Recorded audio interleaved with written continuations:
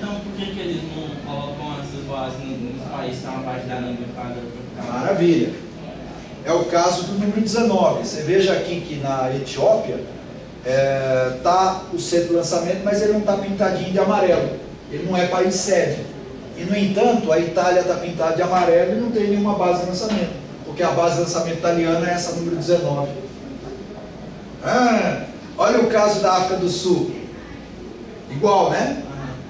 Essa base de lançamento deles, dos ingleses que estão pintados de amarelo, não tem base de lançamento. Então eles puseram na África do Sul. É o caso da Austrália também, tem outra base de lançamento inglesa aqui. Então, olha só, é um outro comércio. Aqui, ó, 13, 14, são bases de lançamento da Espanha. Então tem países que alugam o terreno para você montar uma base de lançamento lá. Porque eles nunca vão ter condição de fazer uma base de lançamento. Tá? Posto isso, diga a base número 1. Isso, posto isso, a base número 1 é a que interessa. Está no meio do Oceano Pacífico, latitude 0, exatamente no Equador. É a única base privada do mundo. Estados Unidos? Não, é um consórcio de empresas dos Estados Unidos, da Noruega, da Rússia e me parece que da Alemanha. Chama-se Sea Launch. Como se escreve? Não, Sea Launch. Sea Launch. Launch de lançamento em inglês. Sea de mar. Tá?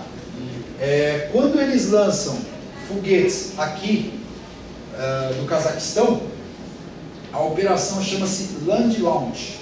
Aí é lançamento em terra. Então eles têm essas duas operações, no oceano e no Cazaquistão. Bom, eles inauguraram, por meio dessa base de lançamento, os satélites geoestacionários da televisão paga. Então, no Brasil, nós começamos com a DirecTV, hoje nós estamos com a Sky, todos eles lançamentos feitos ali da base número 1, base comercial. Um monte de satélites meteorológicos privados foram lançados ali do 1 também. Então, como é que ele funciona? É uma base de petróleo, igual que a Petrobras tem no oceano, igualzinho. Eles vão de navio, carregam foguetes, põem lá naquela base de lançamento de petróleo, se afastam, fazem a contagem regressiva e o resto é só alegria. Mais alguns bilhões de dólares no bolso. Tá? Então isso é um grande negócio. O Brasil não há não, né? Então, a partir desse uso melhor da base número 11, que é a Alcântara, com os ucranianos, a esperança é essa. Porque hoje nós só temos infraestrutura para lançar microsatélites com o VLS. Colocando foguete de médio porte, ucraniano, nós vamos poder lançar coisas melhores. E já houve um acordo, teve um problema de impactos ambientais ali na área, que é fogo, viu? No Brasil é assim, você constrói um aeroporto, a população corre em volta. Né? Constrói uma base de lançamento de Alcântara, a população corre em volta. Resultado, agora está lá uma discussão, está certo que tem uma área quilombola, que já estavam lá há muito tempo, mas já foi feito um acordo com os quilombolas e tem um pessoal que ocupou lá uma área que vai ter que tirá-los, não tem jeito, para que a base de Alcântara fique maior ainda. O que isso significa? Esta é uma das melhores bases do mundo, só comparável, por exemplo, a número 8 ali, da Flórida, Canaveral. O que acontece? É uma área que está longe da civilização. A número 12, por exemplo, lá em Baía do Inferno, já aconteceu isso aí. O povão foi morar lá em volta. Por que eles vão morar? Porque é igual aeroporto. Os caras acham que vai começar a chegar infraestrutura, Vai valorizar. né? Vai valorizar. Né? Você vê o caso em São Paulo, que tem de gente morando em volta do aeroporto de Congonhas. Aquilo é uma estupidez. Né? Em Guarulhos está acontecendo uma coisa, o pessoal está morando tudo em volta. Né? Quando fizeram o Rodoanel lá, que eu acho que é o único do país, em São Paulo, o que tem de gente comprando terreno para valorizar e outros vendendo porque valorizou, uma coisa de louco. Então você está lá no meio do mato, o cara passou alguma coisa lá com asfalto, opa, vai valorizar. Né? É assim, né? Então lá em Alcântara ainda é uma área muito segura, tanto que explodiu, só morreram 21 técnicos, poderia ter sido uma desgraça muito maior, se explodisse e queimasse casas em volta, né? Então precisa ser um local isolado. Né? Isso aí equivale a bombas poderosas mesmo, tem que tomar muito cuidado. E com o oceano na porta, porque todos os lançamentos eles são levemente inclinados, eles não são verticais, eles são levemente inclinados para o oceano, porque alguma coisa acontecendo, tendo que abordar a missão, cai no oceano, que foi o que aconteceu com o VLS algumas vezes. O VLS ele tem 4 motores foguetes, aconteceu uma vez que 2 não acenderam, aí ele vai caindo assim de ladinho, aí eles explodem para ele cair os pedaços dentro da água, né? Então é uma forma segura de lançamento, é o que acontece lá no Cabo Canaveral, diferente aqui dessa base 25, 22, 28, sabe, que está no meio aí a número 6, que está no meio dos continentes, né? Então a gente tem uma vantagem muito grande. Então tudo é bom, tudo de bom para Alcântara, tudo de bom. Maranhão. É que ele fala Alcântara porque tem a cidade de Alcântara lá, tá? No Maranhão. Bom, acho que eu convenci vocês com relação a isso. Convenci não. Hã? Consegui vender aqui a minha proposta, que Alcântara é um bom negócio? É? Não? Isso convenceu? Tudo bem. Pode Gente ficar mão de obra. Hã? Pode ficar mão de obra. Vai ficar mão de obra. Ou você importa, né? Já pega pronto, né? Basta Não convencer tem. o governo também agora. Aquilo é uma... Pois é. Deixa o pessoal do próximo governo saber disso daí. Vai ver para acontecer. Bom, isso aqui, curiosamente, a Sueli já tinha colocado, que os espaçonautas, então, né, correspondem aos cosmonautas, astronautas e taikonautas. Taikonautas na China, astronautas da Escola de Formação dos Estados Unidos e cosmonautas da Escola de Formação dos russos. Isso é apenas uma curiosidade. A gente vê mesmo que no caso dos Estados Unidos eles têm pouco mais aí 300 astronautas formados.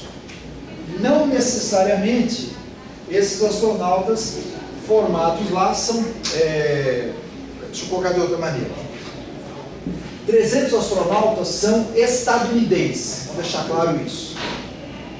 Não necessariamente astronautas são todos estadunidenses, porque está cheio de países por aqui, na Europa principalmente, o México, no caso do Brasil aqui também, do Canadá, e mesmo o Japão, opa, bem lembrado, o Japão, que são astronautas que estudaram nas escolas dos Estados Unidos.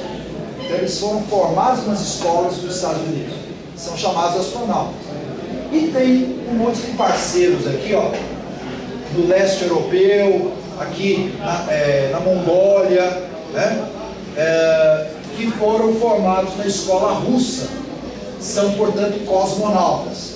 E como a Sueli citou, o Marcos Pontes estudou nas duas escolas. Ele é astronauta, ele é cosmonauta.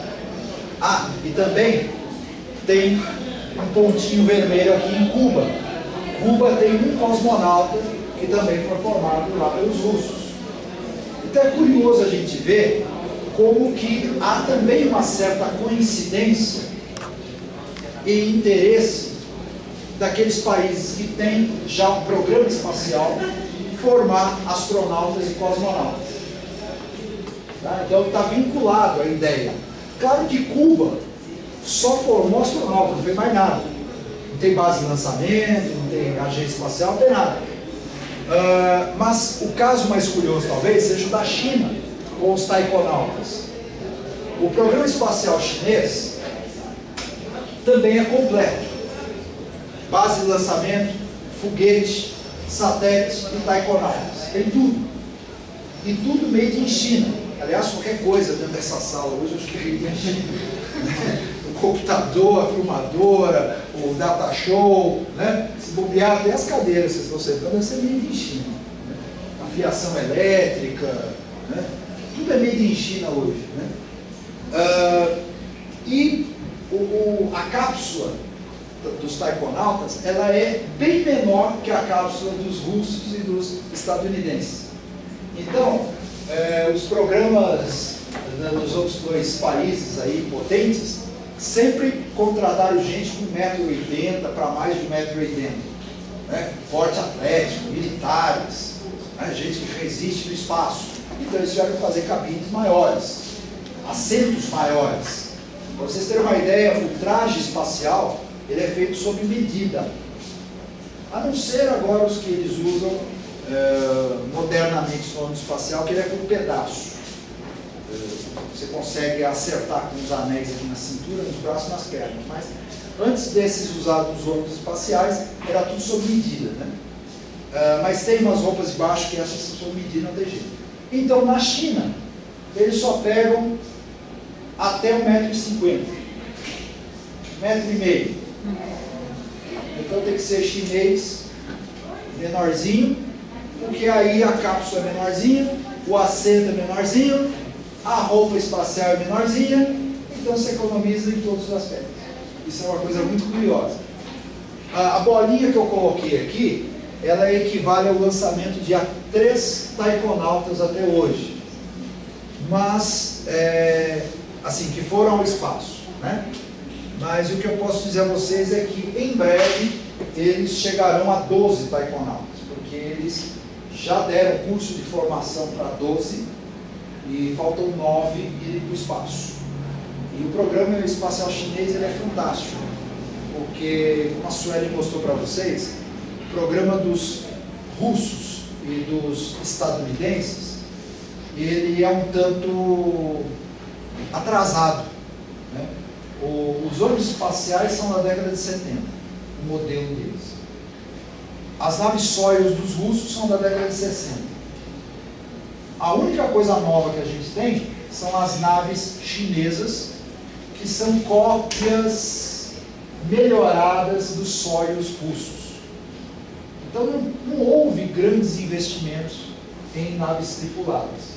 Isso é até uma decepção para quem viveu aí a época de ouro da ficção científica dos anos 40, 50, 60, e provavelmente os pais de vocês esperavam que no século XXI teriam viagens comerciais frequentes para a Lua, para Marte, e nada disso aconteceu. Então não houve investimentos em naves desse tipo. Porque, como a Sueli contou para vocês, depois que chegou na Lua, acabou o incentivo. Não havia mais concorrência. Então eles pararam de investir nisso e começaram a investir na área de satélites, que é uma área que dá muito dinheiro. Tá? Então eles guinaram o programa espacial. Né? E isso frustrou muito, porque o ritmo que as coisas avançaram na década de 60 era mesmo para a gente ter viagens comerciais para a Lua e viagens até frequentes para Marte. Né? Então tem um monte de fatores que estão por trás aí. Né? Mas enfim, isso aqui faz parte de parcerias aí para se formar esse pessoal, que é uma curiosidade que eu coloco aí para vocês. A outra curiosidade com relação às agências espaciais. Então, quais são os países que têm as agências espaciais e quais são as siglas deles. Né? Então, vocês podem ver que na América do Sul, por exemplo, já tem aí pelo menos 5 agências espaciais. Né? E no caso da Argentina, do Chile, da Colômbia, eles tiveram lançamentos de satélites.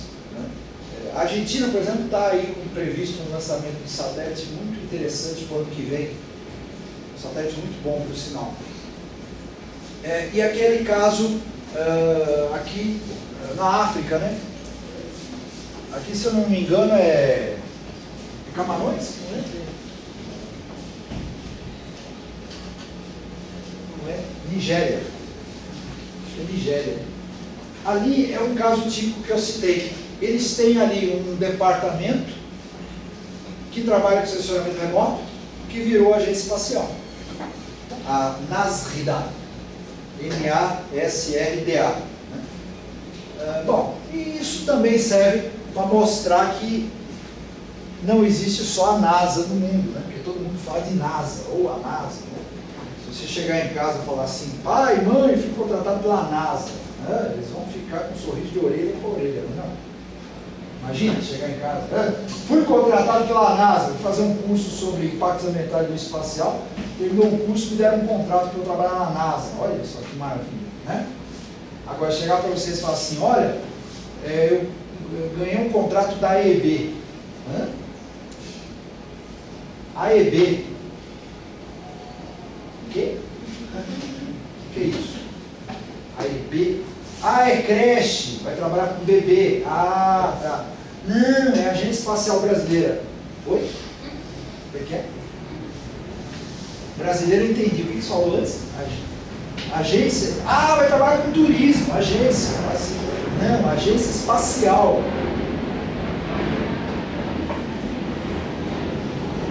Nossa, tem um fetiche, Não estou entendendo o que ele está falando, mas tudo bem, né? Agência Espacial. O que é isso? O Brasil tem isso? Tem. Tem Agência Espacial Brasileira. Então é isso, se tornou um fetiche, né? Então, aí as pessoas, é um barato que aí você fala assim, ó, e aí, você quer ganhar uma viagem para você conhecer a NASA? Quero! Sem noção, a NASA não existe, tá? A NASA é igual a Nike, manja Nike? Procura telefonar para a sede da Nike. Não existe a sede da Nike, né? E depois você vai descobrir que a cada 2, 3 anos ela muda de suposta sede. A Nike ela voa pelo mundo, ela é pessoal demais. ela é, como é que fala, o mundo virtual aí, ela é virtual, pronto.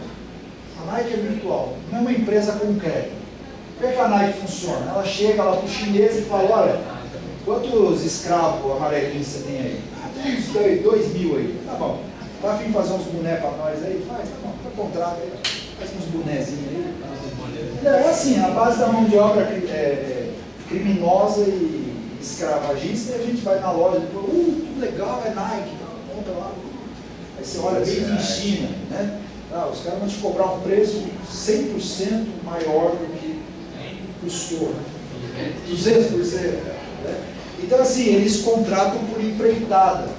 Gente na Jordânia, no Paquistão, no Vietnã, de repente até no Paraguai. Eles gastam R$50 para fazer um Nike Shop e vendem por 450, 650. Aí, né? Então a NASA é alguma coisa desse tipo. A NASA não existe. Como a NASA não existe? Não com esse nome NASA, sabe? Vou dar um exemplo mais concreto que eu sei os endereços. Agência Espacial Brasileira. Você fala assim, eu quero visitar a Agência Espacial Brasileira. Esse é um negócio bacana, né? Tem foguete lá, astronauta dando autógrafo para nós, né? Fotografia do satélite. Eu vou lá, né? Tá bom, vai lá em Brasília, tá? Tem lá o escritório que eles ficam, tem a quadra. Você entra aí, aeb.gov.br. Você entra lá, vai lá. Você vai chegar num escritóriozinho muito do sem vergonha, né? Que se tiver sorte alguém vai te atender. Serviço público geralmente é aquela coisa, né? Você chega de manhã, está no horário do cafezinho, não tem ninguém.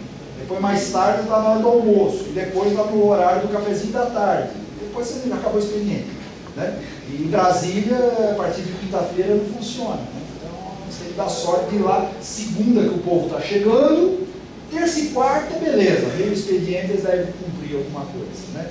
Então aquelas coisas maravilhosas do governo federal, né? Graças a Deus a UFG não é assim, né?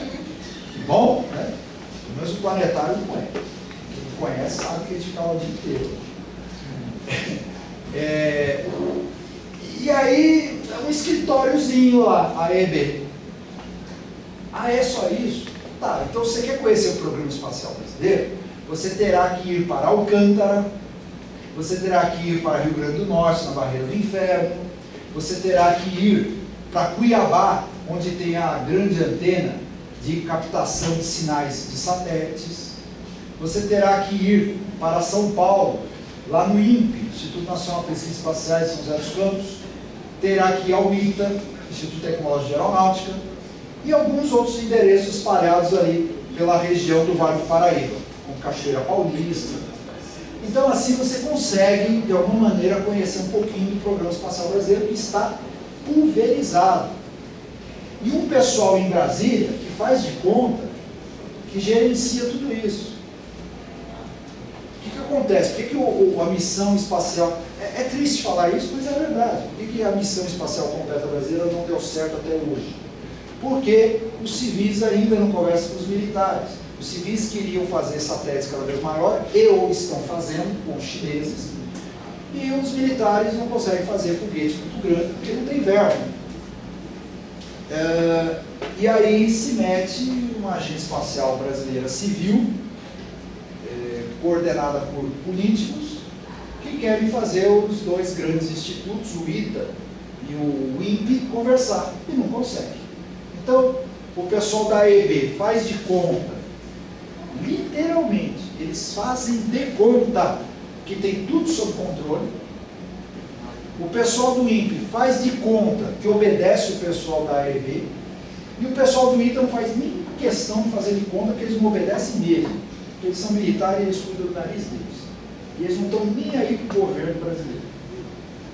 É assim que funciona dentro do militarismo, né? Você precisa receber ordem de um general, de um brigadeiro, de um almirante, mas não vem da ordem de presidente da república, ministro, isso não serve para nada, né? Não serve para nada. Então é complicado, né? Então a EB hoje não faz nada disso que a gente esperava. E como que é lá na NASA? Não é muito diferente, porque é um programa também militar e civil.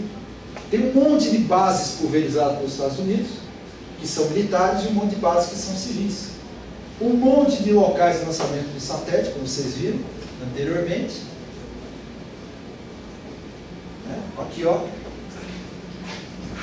1, 2, 3, 4, 5, 6, 7 bases de lançamento. Tá? Centros de controle em Houston. Alguns escritórios espalhados pelos Estados Unidos. Então a NASA está pulverizada pelos Estados Unidos. Então o que as pessoas falam, eu fui na NASA, porque ela foi lá na Flórida, passeou em Cabo Canaveral, porque ela foi no Texas, foi lá em Houston, passeou, não sei o quê, foi na Califórnia, passeou, não sei o quê. Então você conhece pedacinhos da NASA que lhe dão acesso, que são os grandes Space Centers, né? Que um tem lançamento lá do olho espacial, o outro tem os lançamentos dos antigos foguetes, o outro ainda tem dos modernos foguetes e tal. Então você precisa visitar pelo menos 3 Space Centers na Califórnia, no Texas e Flórida, para você ter uma ideia do que é o programa espacial dos Estados Unidos. Professor, nessas bases também que os mísseis dos Estados Unidos também são lançados ou são em pontos diferentes? São em locais diferentes. Os mísseis estão em bases da Força Aérea e são mísseis de combustível sólido. E a base principal está na Califórnia. Eles têm, claro, estratégicos pelo Alasca e tal, mas as mais importantes, os foguetes maiores e também os mísseis mais potentes estão todos na Califórnia. Porque é a porta do Pacífico, né? Onde estão aqui os, entre aspas, inimigos aqui, né? Tá? E aqui, curiosamente, é o caso da Europa, em que o que está em cinza são os países que fazem parte da ESA, Agência Espacial Europeia. Os que estão em preto são programas espaciais independentes. E aí estão as siglas dos programas espaciais. Então, olha que maravilha esse tipo de informação. A gente ouvia falar só da NASA, e agora vocês ficam sabendo de um monte de sopa de letrinhas aí, de siglas, de um monte de países que a gente nem fazia ideia que tinha base, que tinha agência espacial, que se metia nisso, como é o caso de Portugal, né? Portugal tem a famosa CEP, né? Que é a Comissaria Espacial Portuguesa, né? Então todo mundo por aí tem a sua agência espacial, né? E tem esse povo do leste europeu aqui, como reflexo da Guerra Fria, do Muro de Berlim, né, da Cortina de Ferro, que eles ainda se mantiveram ainda muito ariscos a uma agência espacial europeia que congrega todos esses outros caras aí juntos. Tá? Curioso isso aí? Não é legal saber essas coisas? Bom,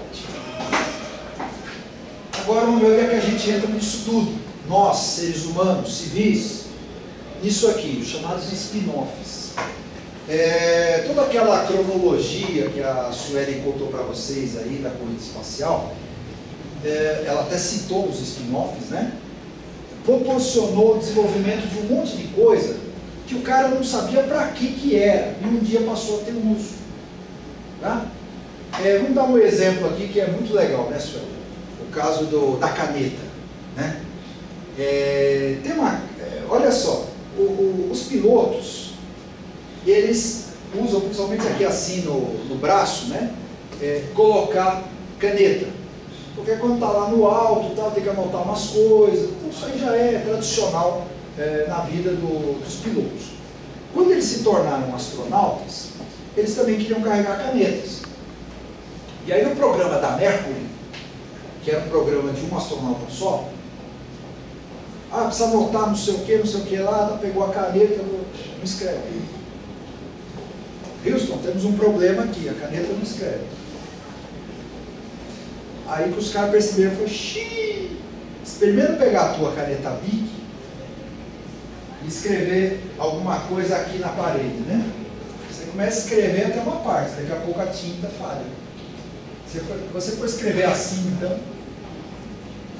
então essas canetas aí que tem uma bolinha que fica deslizando na tinta, ela só funciona na vertical ou levemente inclinada por conta de que a tinta precisa banhar a bolinha, senão ela trava. Então a gravidade faz um papel importante. Aí você vai num ambiente de menor gravidade, ou pelo menos de queda livre, como é o caso ali, você fica na imponderabilidade, né? A caneta não escreve. E aí pronto, os Estados Unidos investiram milhares de dólares pagando para engenheiros, arquitetos, design disso, design daquilo. Desenvolve uma caneta que escreva no espaço. Os caras inventaram uma caneta que, sem brincadeira, você encontra para comprar. Eu tenho até o nome dela. Você encontra aí para comprar, vulgarmente conhecida como caneta espacial. Tá? Ela tem um sistema de mola que simplesmente faz pressão na tinta. Acabou. Então, não importa a posição que você estiver, sempre estará pressionada e a tinta. Então, a pressão hidrostática na tinta causada por aquela mola vai substituir a força-peso da gravidade. Mas não é mole fazer um negócio desse, você tem que trabalhar com miniaturização. Né? Pronto. Os astronautas dos Estados Unidos, portanto, usam esse tipo de caneta. Caríssima, diga-se de passagem. Tá? Caríssima. Os russos, menos dinheiro. Né? Imagina, os russos também enfrentaram esse problema. Mas naquela época da Guerra Fria, eles não conversavam, né? Não podia conversar. Bom, qual é a mentalidade do programa espacial russo? Não gerar coisas úteis. Os russos não tinham essa preocupação. Diferente dos Estados Unidos, que essa caneta, poxa, um monte de potenciais aí. Né? O que os russos fizeram? Passaram a usar lápis. Fácil. Eu achei esse exemplo dramático. O lápis não tem posição. Se bobear, tem embaixo d'água, você escreve com o lápis. Né? Acabou. Quer dizer, então os russos sempre foram muito mais pragmáticos. E os estadunidenses é que rios de dinheiro para investir numa coisa. E esse investimento em rios de dinheiro gerou um monte das coisas que estão nesse painel aqui. Cada nomezinho desse que está com um risquinho é alguma coisa desenvolvida para o programa espacial dos Estados Unidos, em primeiríssimo lugar, que acabou virando algo útil na sociedade. Por isso o nome spin-off. É a tecnologia aeroespacial aplicada em usos civis e sociais. Inicialmente, originalmente, era um uso militar. Né? Isso daí. Tá? Então são coisas assim curiosíssimas. E está aí no nosso dia a dia. Né? Então, quando as pessoas perguntam, né, mas para que é importante o programa espacial? Primeiro, como eu tinha até dito para o Fernando ali, que eu intervi numa resposta ali, né, dizendo, olha, não é gasto, é investimento sempre, e principalmente porque tem esse outro retorno. O programa espacial,